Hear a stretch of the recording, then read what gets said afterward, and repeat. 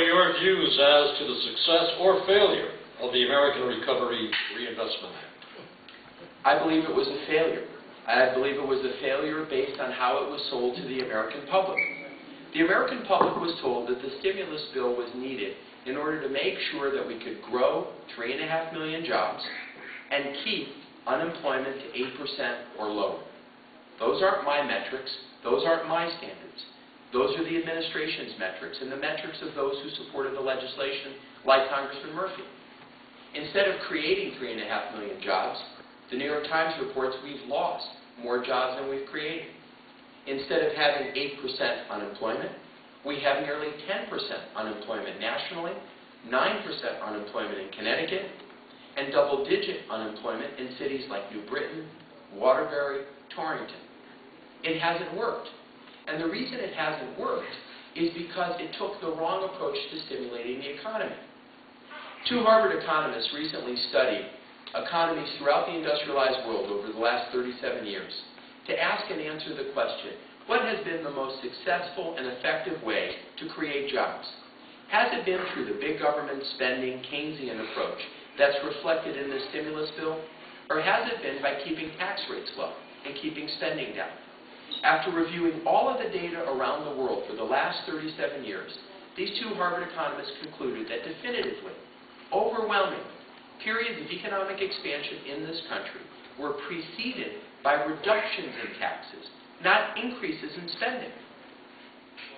And we see that here, and it makes perfect sense. Let me give you one example. The stimulus bill has $20 billion in it for infrastructure improvement. That was passed 20 months ago, which still hasn't seen the light of day.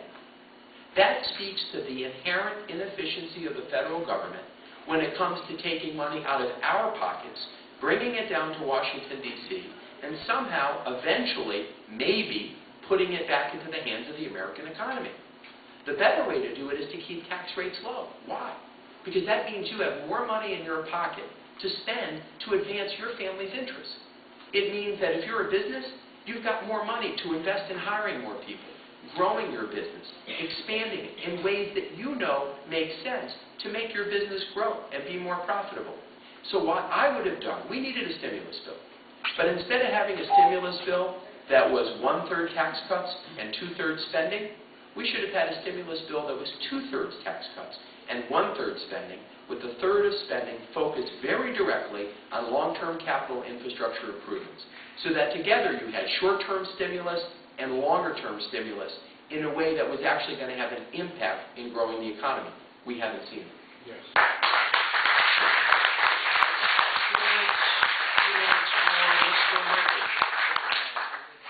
I think it's unrealistic to think that an economy that took almost a decade to send into ruin was going to be turned around in 20 months. And I also think it's a rewriting of history to suggest that the Recovery Act was designed to perform that overnight turnaround. 700,000 jobs were being lost in this country every month in January of 2009. The stimulus legislation, the recovery legislation's primary purpose was to stop this country from falling into a second depression.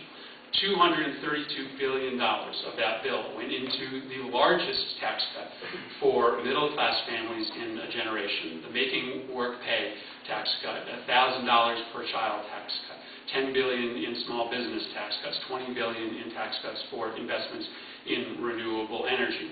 The reason that we have been successful in, at the very least, stabilizing the economy, getting to a point where we've had 9 consecutive months of private sector job growth, is because of both the tax cuts in that bill and the investments.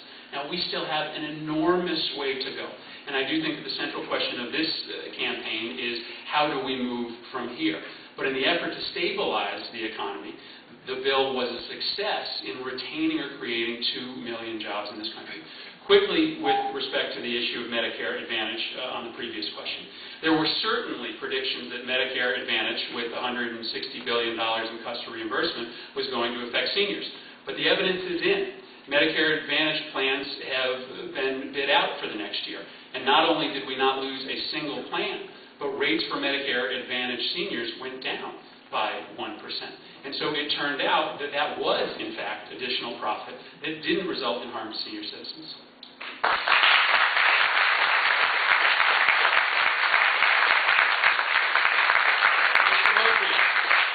In 2010, the state legislature joined a growing number of states that have implemented the angel tax credit. In the past few years, angels have become the go-to source for pre-seed and/or seed funding, where institutional venture capital firms have now become later-stage funding sources.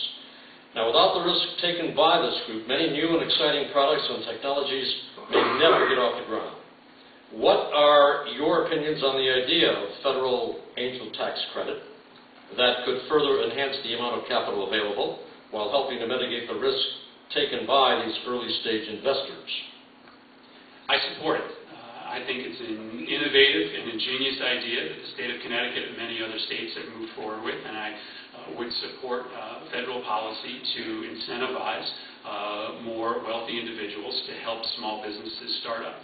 And I think it speaks to what should be our focus as a federal government, which is to set the conditions for robust investment in good ideas, in companies that are at their early stages, which can become robust vehicles for economic growth in this country.